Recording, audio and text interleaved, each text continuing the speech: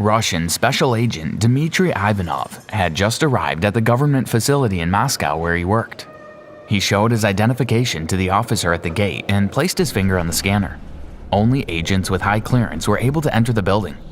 The scanner read his fingerprint and activated the door to open. As he walked towards his office, he wondered how he had managed to end up in such a boring job.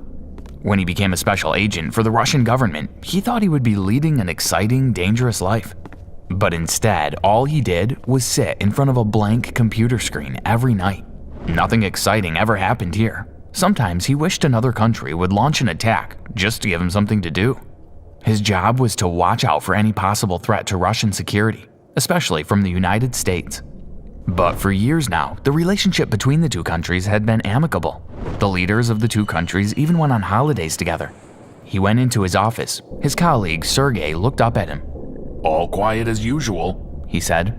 Sergei and Dmitry spoke for a little while longer before Sergei left to go home. Dmitry took up his position in front of the computer. He tapped in his password to signal that he had taken over for Sergei. He would be spending the next 8 hours sitting, looking at his desk. It was difficult to stay focused when looking at an empty screen, and it wasn't long before Dmitry felt his eyes closing. He got up to make himself a coffee. He needed something to help him stay awake. He sat down at his desk once again, but it wasn't long before he was yawning. He could hardly keep his eyes open. He decided there wouldn't be any harm in having just a few minutes sleep. He closed his eyes and settled back in his chair.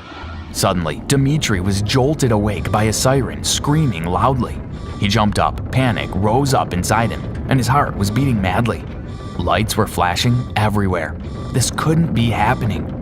Dmitry looked at the computer screen. 3 words written in bold red letters were flashing across the screen.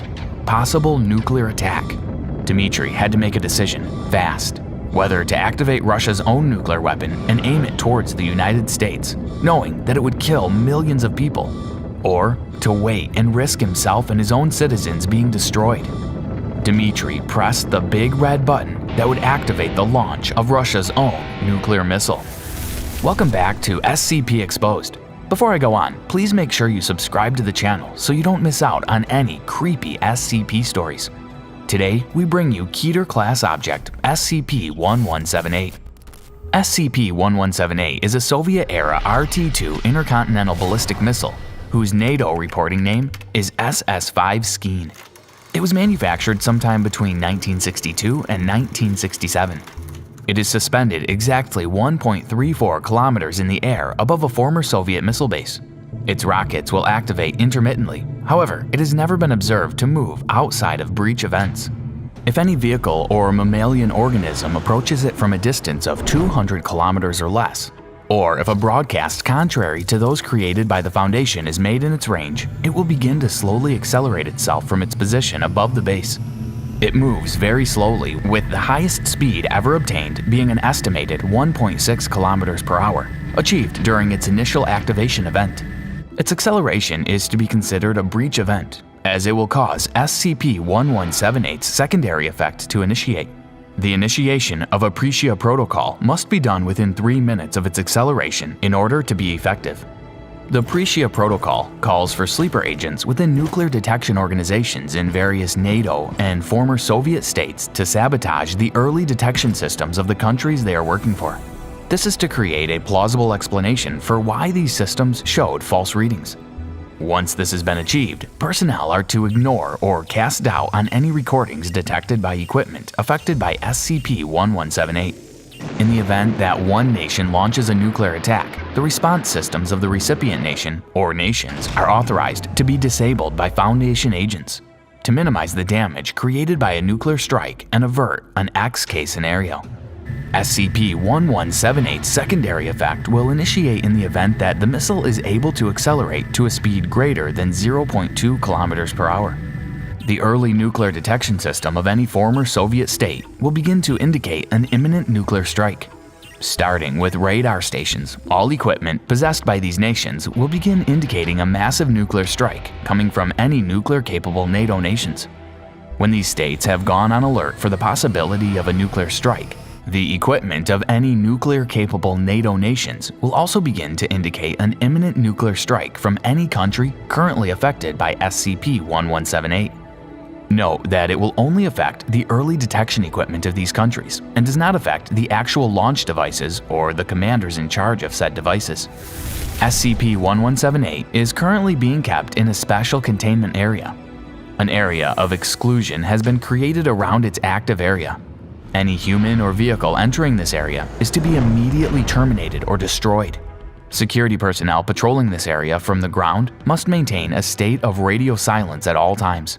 Aircraft patrolling the area must never move closer than 2 kilometers to its area of exclusion. Observational equipment must predate 1938 and be constantly manned by Foundation personnel. If it shows any signs of movement towards the perimeter, it is to be considered a containment breach and a possible apocalyptic scenario. Loudspeaker units set up around it must constantly create broadcasts of varying nature, such as fabricated news reports of limited nuclear war between NATO states that possess nuclear armaments and the Soviet Union and the People's Republic of China. In addition, there are to be reports indicating that the Midwestern United States has been devastated in a relational strike and that the US Army has invaded the Kamchatka Peninsula. False broadcasts must be transmitted indicating troop movement and communications in the Soviet and United States Armed Forces. There will also be false civilian broadcasts corresponding to those events. False witness accounts will be broadcast too. There will be television signals for programs between 1962 and 1981 in the Soviet Union and advertisements for consumer products such as gas masks, radiation suits, and firearms capable of being used by a child or parent will be displayed. All these actions will trick it into thinking that a war is actually taking place. This is essential because the instant it doesn't perceive a nuclear war is going on between NATO forces and the Soviet Union, it will leave and try to trigger one. Strong winds will not affect it. Birds are not deemed a risk factor because, as they are not blind to a solid object in the sky, they will circumnavigate it. No other native animal life will trigger it. In the event that SCP-1178 begins to accelerate, all personnel are to initiate the Prisia Protocol. In the event of a Prisia Protocol failure, Overwatch Command is to be set on high alert for the imminent possibility of an end-of-the-world scenario. Previously, an incident occurred which caused it to launch. It was reported as a test by the Soviet Union. During the launch, GRU Division P reports say that SCP-1178 ceased to accelerate and unexpectedly detonated once it reached a height of 1.33 kilometers. At the same time, early warning nuclear detection equipment in the USSR began to display an imminent nuclear strike by the US. It is not known why the USSR did not retaliate in response to these readings. Approximately 6 days after the incident occurred, the GRU evacuated and then demolished the base and established a permanent observation center. Recovered records indicate that it was launched at an object present in the atmosphere over Siberia, but the appearance and properties of this object are unknown, as all information on the object was destroyed in 1991. After an unknown period of time, it began affecting the area around the base, leading to its second activation event.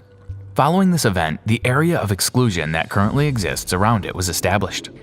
During the Cuban Missile Crisis, GRU personnel began broadcasting the signals currently used by SCP personnel to contain SCP-1178. It is believed that research with it had led them to create an elaborate post-war hoax in order to keep it pacified. Research notes recovered from the GRU theorize that SCP-1178's only motivation to activate was to irradiate the Earth through nuclear war, and if such a war had already occurred, it would remain inert until another civilization capable of conducting a nuclear war arose. What do you think of that SCP case? Please let us know in the comments section below, and don't forget to subscribe to our channel so you don't miss out on any more SCP exposures. The little boy sat at his bedroom window, gazing up at the night sky as he did every night. The moon shone bright and stars twinkled. He was fascinated by everything to do with the solar system. As he stared up at the sky, he noticed something unusual. One of the stars was distinctly brighter than the others and looked to be moving. He picked up his telescope and looked into it. What he saw made him drop the telescope in surprise. He had seen a shooting star before, but he had never seen anything move as fast as this star. He picked up the telescope again. The star had traveled such a vast distance in the few seconds he had taken his eyes away that he thought it must have burnt out. But as he moved the telescope again, he realized it had almost reached Jupiter. How was it possible that a shooting star could travel so fast in such a short space of time, he wondered. He made notes in his journal about what he had witnessed. The following morning, he told his science teacher at school what he had seen. His teacher was surprised and told him that he was going to make a report to the authorities. When he got home from school that afternoon, a man in a suit was sitting in the kitchen talking with his mother. She told him that the man had come to talk to him because his science teacher had made a report. The man told him that there was a simple explanation, that it had been a weather phenomenon that had caused it to appear as if the shooting star was traveling so fast. In reality, it was just an ordinary shooting star, very common. He told the boy not to tell anyone else about his sighting. Welcome back to SCP Exposed. Today we bring you the Keter class subject, SCP-2399. But before I go on, please make sure you subscribe to the channel so you don't miss out on any more awesome SCP stories. SCP-2399 is a hostile, anomalous alien superstructure capable of causing an SK-class, barren Earth end-of-the-world event, and as such is classified as Level 5 Top Secret. It is a massive, complex mechanical structure currently located in Jupiter's lower atmosphere. Since its visual discovery in 1963, it has been observed to use highly advanced antimatter-based weaponry to create spatial disruptions and devastating atmospheric reactions observable as a large red vortex, commonly known as the Great Red Spot. SCP-2399 appears to be damaged, possibly due to an impact with the moon Io before coming to rest in its current position. It has been observed releasing a multitude of small octopoid repair drones in efforts to repair the damage it has taken. Some of these drones will remain near the superstructure, while others will patrol nearby moons or deeper into the gases of Jupiter itself, in search of parts that it is missing. Computer models estimate that it is at 59% completion, with a current rate of 0.78% annually. This rate has increased from an estimated 0.12% in 1970. Despite its damaged state, it seems to possess a limitless power supply, advanced electromagnetic shielding, matter-disrupting weaponry, the ability to repair damage done to itself, and a precise tracking and targeting system. Due to the larger difference in technological advancement between the creator of SCP-2399 and our own, for all intents and purposes, it is currently indestructible by human means. In theory, it might be left vulnerable by a powerful enough electromagnetic pulse. Unfortunately, this technology does not yet exist. SCP-2399 was originally observed, albeit unknowingly, by Giovanni Cassini in 1665. The following is taken directly from Cassini's journal on the event, translated from Italian to English. October 8, 1665. I have observed something extraordinary in the heavens. Last night, as I gazed through my looking glass, I saw what appeared to be a star of great luminescence streak through the far reaches of our solar system. I have never recorded an object moving so fast. It has surpassed the outer planets in fewer than 2 hours. As I watched by my own 2 eyes, I saw it slow as it closed on Jupiter, make a sharp turn, and disappear into the planet itself. I saw many bursts of light afterwards, but although I continued to peer at it until the sun broke, I saw no additional disturbances in the night sky. I must continue to document these changes and will alert my colleagues when the day is upon me. October 15th, 1665. I took Peter to my observation point last night, but a week from the night I saw the fire rain upon Jupiter in the heavens. He brought along his own looking glass, and together we aimed our view upon the giant. To our surprise, a magnificent change has occurred. Where once the distant world only showed bands of color, there is now a great red spot where the star came to rest on the surface of Jupiter. Peter was incredulous, of course, that such an amazing discovery could have taken place before our very eyes. I will continue to take note of this. October 18th, 1665. Tonight, as I peered through my looking glass, I swear on my life that I observed what looked to me like explosions and starbursts emanating from our red spot. I fear my mind is playing tricks on me, for there has been no record of such violent outbursts by a heavenly body since the dawn of astronomy. I will consult with Peter on the morrow and hopefully glean from him some advice on the matter. October 19th, 1665. Peter sees the same as I. As I approached him with my concerns, he leveled the same with me. And through our following discussion, we concluded that it must be a powerful reaction to the falling star I saw upon the first night, and not a product of our own shortcomings. I am left wondering what cataclysmic event must be taking place upon our heavenly neighbor. Our work to document this must go on.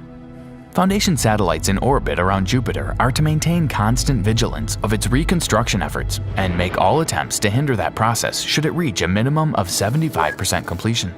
Additionally, a perimeter of long-range electromagnetic jamming satellites, known as barrier array, has been situated in high Jupiter orbit.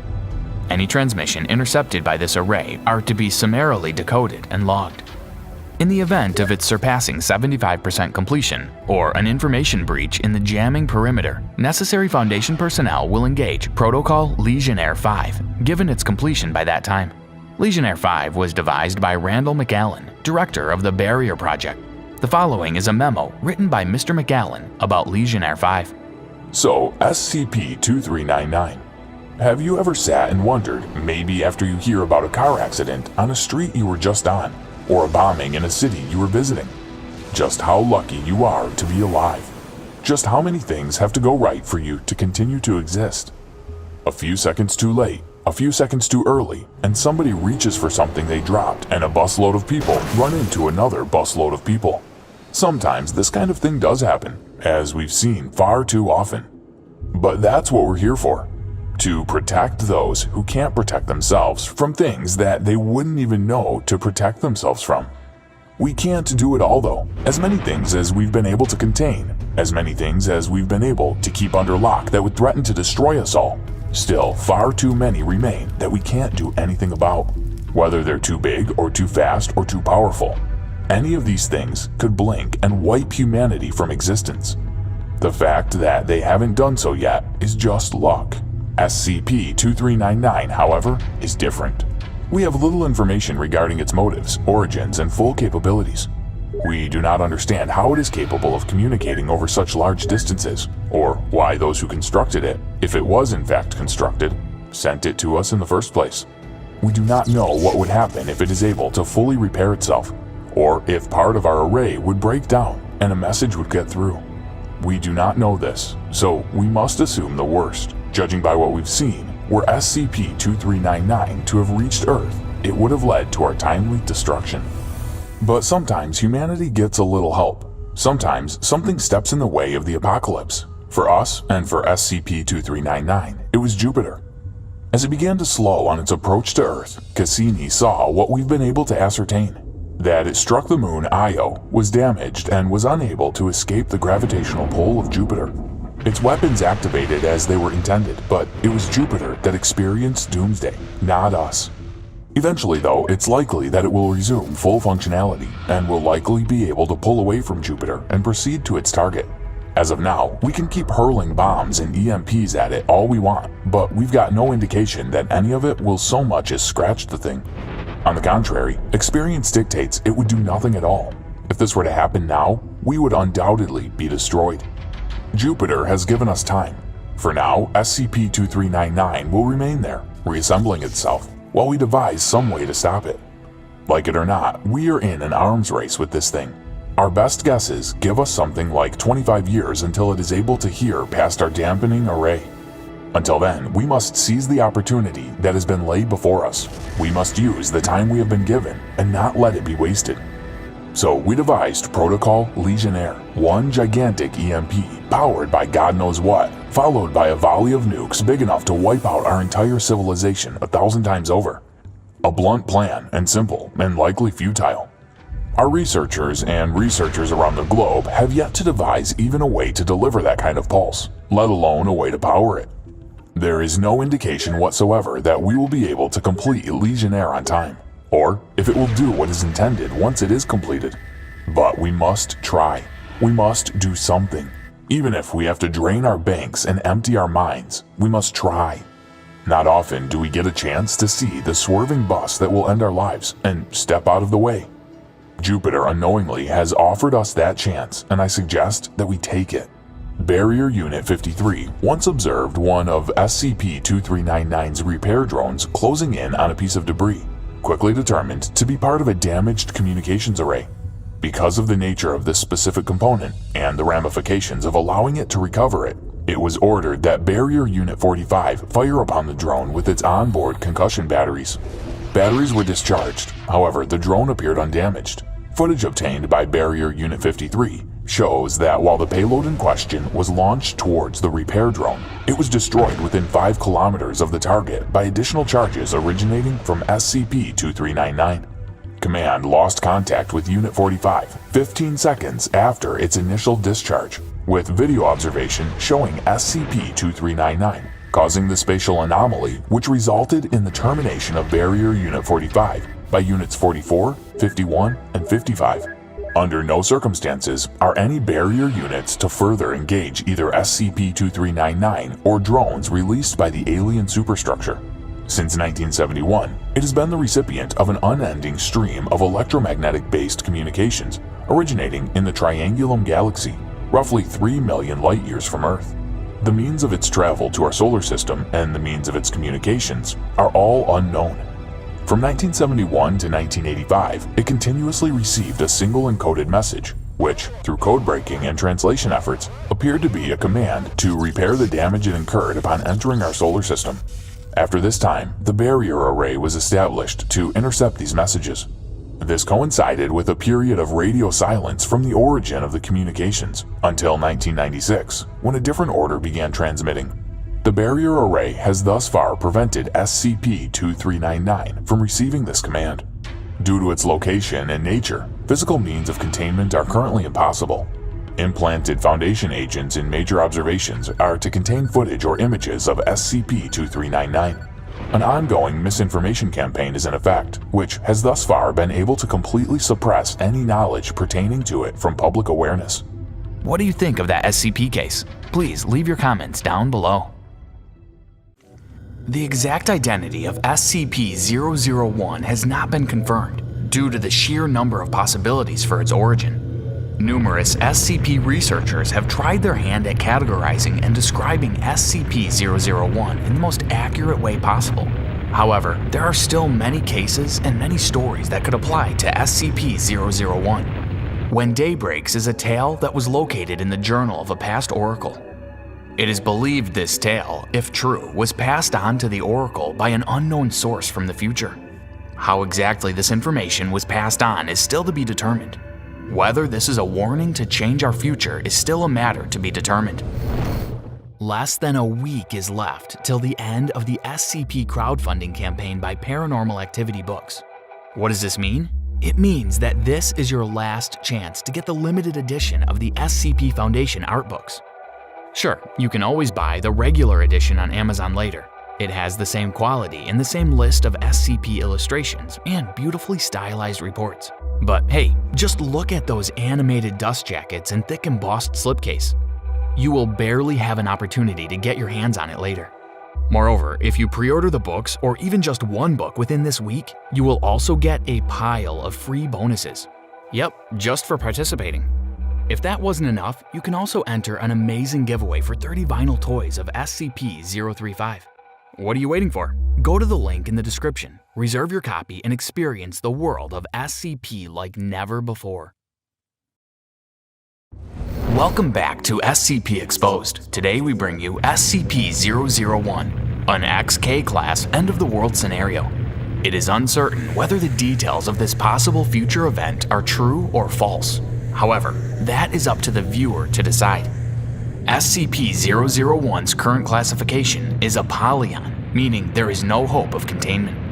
SCP-001 is the designation given to the Sun after an event at unknown date resulted in 6.8 billion casualties within the first 24 hours.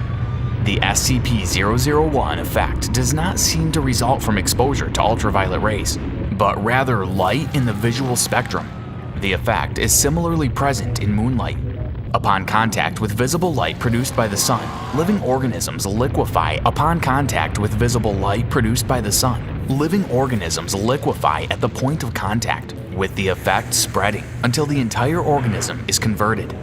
Visually, this is reminiscent of melting wax. The time this takes is largely dependent on the level of exposure and size of the organism. Despite this restructuring, at no point do living organisms perish. Upon completion, these organisms, SCP-001-A, take on a gelatinous consistency. Plants typically remain physically unstable, yet are still capable of photosynthesis and still produce oxygen. Organisms capable of flight lose the capability to do so, and the bird population has reduced significantly due to death by impact. Other animals also react in the same way as humans when subjected to light. Humans, once morphed into SCP-001-A, retain their sentience, memories, and mobility, but are not the same as they once were. Due to their composition, instances of SCP-001-A that make contact with one another may combine and blend at the molecular level. This does not seem to cause any pain or distress to the instances, though the resulting bulk can inhibit movement. Since the SCP-001 event, most instances have congregated into such collectives, which seem to possess no maximum volume.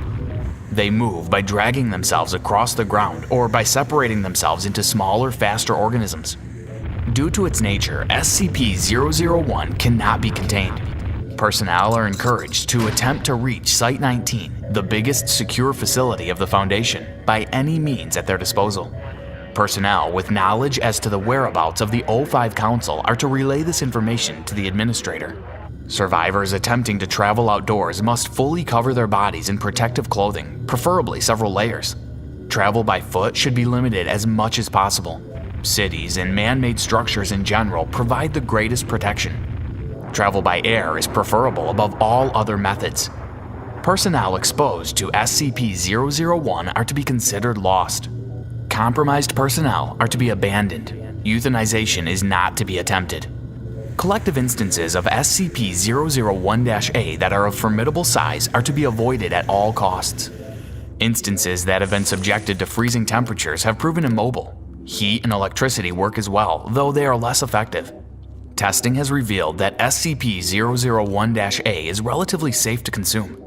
This is only to be considered as a last resort in the absence of other options, as SCP-001-A may reconstitute within the digestive system. Only small portions should be consumed at a time to prevent blockage. Currently, personnel stationed at Site-19 are pursuing the possibility of off-world colonization. Shuttles must be constructed to not allow light to penetrate the interior. This research, however, is still at the early stages of development. The Administrator has sent out the following message to anyone still left alive out there. To those of you with families or, God forbid, children, I'm deeply, deeply sorry. You must push on. Do not let their deaths be in vain. We do still have time. Humanity may still have a future. Come to Site-19. We need all the hands we can get. Learn to embrace the darkness, friends. Fear the light. The Administrator. As of present, no one understands why or how SCP-001 occurred. It could be a sort of nuclear reaction, or a predisposed event, or some anomalous action.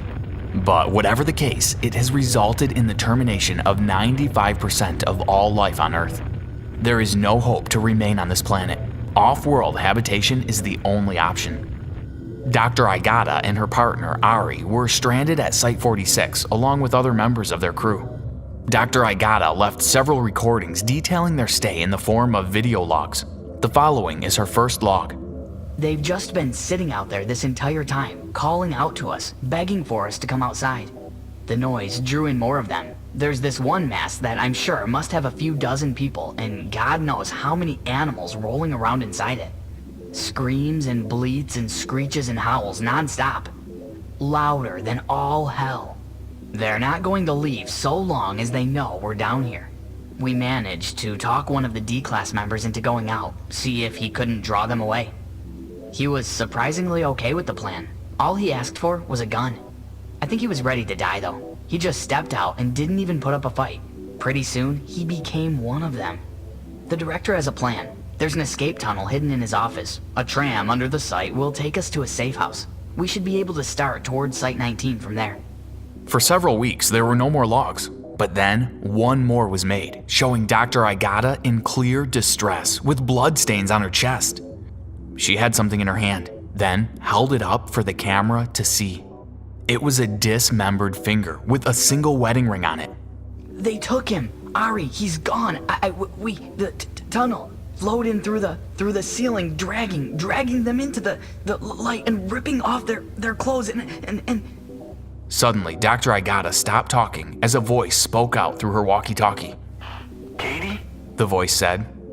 Dr. Aigata froze, then whispered, Ari, is that you? Where are you? Why can't I get back inside? Are you there? Dr. Aigata began to cry as she realized this wasn't Ari at all, but a mere remnant of him.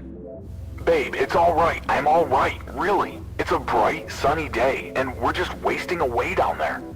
Dr. Aigata sobbed and turned off the walkie-talkie. Ari's wet, slimy voice cut off. For many days, there was still no update to Dr. Aigata's log, but then, finally, Aigata made one last recording, which continued as follows. On the recording, Aigata could be seen seated in her bunker. The metal door visible in the background was jolting and shaking like crazy. Voices emerged from behind the door, and one could be distinguished as Ari's. I know it's not him, said Dr. Aigata in a panic. It's not him. It sounds like him, but it's not. They're just trying to get me out, but I won't fall for their tricks. I won't, even if I want to be with him so badly. Suddenly, a loud crash ensued and the door of the bunker collapsed. The blob of organisms appeared in its doorway and they lunged at Dr. Aigata. The camera recording ended instantaneously with the last frame image of Dr. Aigata leaning back with the blob in front of her. When zoomed in, a hand missing a single finger, the ring finger, could be discerned. After this incident, it was presumed Dr. Aigata was deceased or turned. This seemed to be confirmed once an update was made to Dr. Aigata's logs. This was not a video recording, but instead a written poem. Foundation personnel theorized this was an entry made by Dr. Aigata's turned body. Saffron skies raise the blazing sun. A chance encounter. Awkward displays. One day, my love, we'd be as one. Now you lie here, the life in you gone. In the dark outside of her rays, crimson skies bear the torch, our sun. Today, my love, we'll be as one. This was the end of the journal owned by the Oracle. No more information was disclosed. It is uncertain whether the presumed survivors of the future managed to develop a plan of escape. Foundation personnel have no idea how this information was passed back into the past, and if it even was for that matter. This whole case could be made up by the Oracle, or it could be 100% true and the fate of humanity could be doomed. O5 personnel recommend the Foundation prepare anyway, should a case of SCP-001 occur. What did you guys think of that SCP case? Do you have any theories on what SCP-001's origin is? Comment them below. See you guys next time on our next SCP case. The boy lay strapped to his bed while Foundation personnel watched from behind the one-way mirror. The boy had been unconscious for the number of years he had been contained under the SCP Foundation.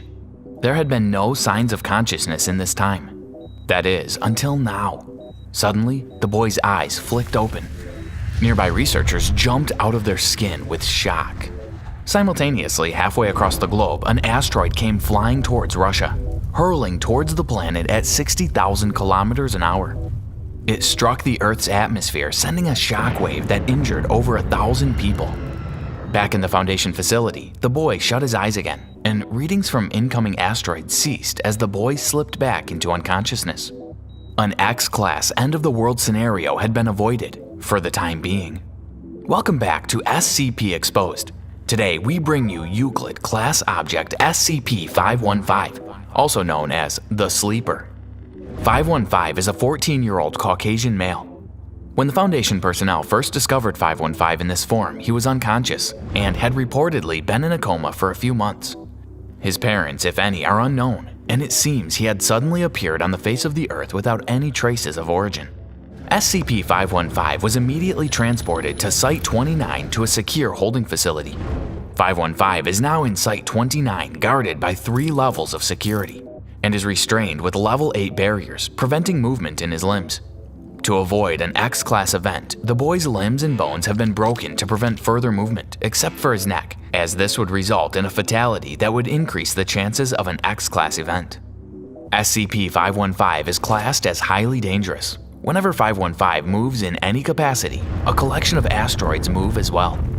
The estimated 19 objects of SCP-515-01 vary in diameter from 1.5 kilometers to 33.6 kilometers. The largest of these is roughly 133% the size of the object that caused the Vrader 4 impact crater in Free State, South Africa. Regardless of the direction of SCP-515's motion, SCP-515-1 only ever moves toward Earth. A twitch of a finger or toe typically corresponds to a movement of about 140 kilometers. Movement of a limb indicates motion of 515-1 on the scale of 460 kilometers or more. Sustained motion, such as sleepwalking, has been demonstrated to correlate with the objects traveling toward Earth at velocities reaching 280,000 kilometers per hour. The rise and fall of 515's chest unfortunately must not be stopped, and according to Foundation satellites corresponds with a movement in the celestial objects to a degree of 10 kilometers per respiratory cycle. If this collection of asteroids were to make impact with Earth's atmosphere, they would immediately trigger an X-class catastrophe that would result in the loss of 95% of all life on Earth. On several occasions, SCP-515 has managed to free himself of his restraints, despite no outside assistance, nor any physical movement from 515 himself. The restraints simply come undone, as if it were the work of invisible hands, although sensors did not detect any presence in 515's room. The young boy would then proceed to step off from his bed and walk across the room, eyes still shut as he is merely sleepwalking. Of course, this only lasts a few seconds before Foundation agents burst into the room and restrain 515 once again. They must break his bones, which seem to have healed miraculously in a short time period, and bind him to the bed once again. Throughout his whole time, SCP-515 continues to remain unconscious. It is important that SCP-515 be kept entirely constrained to his sleeping quarters to the point of near total immobility. If 515's enclosure is seen to be empty, top priority must be placed on immediate recapture. Locomotion or simple twitch response behavior exhibited by 515 is to be noted and reported to research and emergency staff. If SCP-515's legs or arms are in working order, they must be broken immediately to minimize his sleepwalking speed in the event of escape. The neck, however, cannot be broken due to the risk of death. Instead, it must be held immobile by a brace covering up to the chin and down to the shoulders. Amputation and severing the motor nerves of the limbs are also not recommended, due to similar risks, and all muscle relaxants tested thus far have resulted in convulsive reactions and as such should not be administered. Restraints are not to be unfastened at any time for any reason, and the room is not to be opened for anything but standard research purposes unless emergency conditions require it. Maintenance crews in D-Class are also to be kept away from the enclosure unless otherwise noted. General 05-LT has forbidden the termination of SCP-515 on the grounds of what took place in Event 515-09 in August of 2001. On this day, there had been reports of activity in a collection of asteroids located several million kilometers away. Note, this was before SCP-515 had been discovered by the Foundation. Fortunately, Foundation personnel were able to track down the source to an old woman in Guatemala. They located her in her small home on the outskirts of a nearby village. She was unconscious and none of her neighbors recognized her. The woman was brought back to the SCP Foundation headquarters and restrained. Scientists were able to discern that the woman's movement correlated to the movement of the collection of asteroids. The woman was then categorized as SCP-515, and the collection of asteroids were dubbed SCP-515-01. Whenever the woman moved, 515-01 moved accordingly, making their way closer and closer to Earth. To prevent an X-class event, the woman's bones were then broken. This seemed to cease the journey of 515-01. Then, the head general at the time passed an order to terminate the woman's life in order to remove the SCP-515 X-class event as a possibility. The woman was terminated, and it seemed all was well. For several months, nothing happened. No movement was recorded in 515-01. And Foundation personnel passed the case on as complete. However, in July of 2002, further activity was found in the asteroids. That is when Foundation personnel located the body of what is currently SCP-515, the 14-year-old boy who now resides in Site-29. The same patterns were found in this young boy as the deceased woman from Guatemala. It seems apparent that 515 possesses a reincarnation ability, which removes the solution of terminating the body of 515. The body must therefore remain alive and restrained. To this date, this is the best method Foundation personnel have devised in order to limit the X-class event that could be caused by 515. If the young boy were killed, this would result in a reincarnation in a separate body, which would be very difficult and time-consuming for agents to locate and recover. For the entire duration of containment, the young boy has ingested no food or water and has passed no waste. What has kept him alive for so long is still unknown. Even asleep, SCP-515 has been known to speak on rare occasions. Little of what is said is intelligible, and that which can be heard is typically incoherent, similar to the speech of a person who is incredibly sick. Portions have been recorded for future research. No noticeable difference in the movement of SCP-515-1 has been noted during these periods. The following is a recording of SCP-515's speech. December 26, 2005. The vessel cannot view the incomprehensible. It simply moves in time with the sea. April 13, 2009. There are more. There are always more. Repeated for several minutes. August 6, 2015. Can you see where I am? Can you breathe? Can you move? These were the only intelligible recordings of SCP-515's speech. Others are far too jumbled and low volume to understand. Now, it is understood that SCP-515 has not been conscious for some time, but that period of unconsciousness ceased for a few seconds on the 15th of February 2013. Scientists were sitting in their usual spot behind the one-way mirror, observing 515. His vitals were normal. His heart rate was normal. However, out of nowhere, 515's eyes opened. His vitals underwent a great deviation in readings, and it seemed everything was out of balance. Scientists rushed into the room to alleviate the problem and calm SCP-515 down with sedation. It is noted that 515's eyes are blue, which was not known before. Despite being treated with heavy sedation, SCP-515 continued to open his eyes. Security footage shows that 515 did not move at all. His eyeballs did not move either. The only noticeable movement was his eyelids, which blinked a total of 3 times. Halfway across the globe, Russia was immediately hit by an asteroid. This is widely known as the Chelyabinsk meteor, although Foundation personnel recognize this as a reaction of SCP-515's movement. The Chelyabinsk meteor was a superbolide that entered Earth's atmosphere over Russia on 15 February 2013 at about 9:20 local time. The light from the meteor was brighter than the sun, visible up to 100 kilometers away. Some locals reported feeling a blast of heat from the asteroid. The asteroid plummeted towards Russia, breaking Earth's atmosphere at a speed of 60,000 kilometers an hour. Due to its high velocity and shallow angle of atmospheric entry, the object exploded in an airburst over Chelyabinsk Oblast at a height of around 29.7 kilometers. The resultant debris plummeled to the ground, causing a shockwave to spread in a 100-kilometer wide radius. Over 1,000 people were injured, although not from the actual meteor itself. They were injured mainly by broken glass that shattered as a result of the shockwave. The Chelyabinsk meteor is the largest known natural object to have entered Earth's atmosphere since the 1908 Tunguska event, and is also the only meteor confirmed to have resulted in many injuries.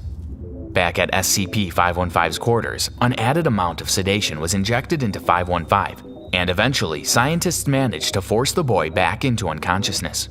The frantic movement of SCP-515's linked asteroids ceased, and an X-class event was narrowly avoided.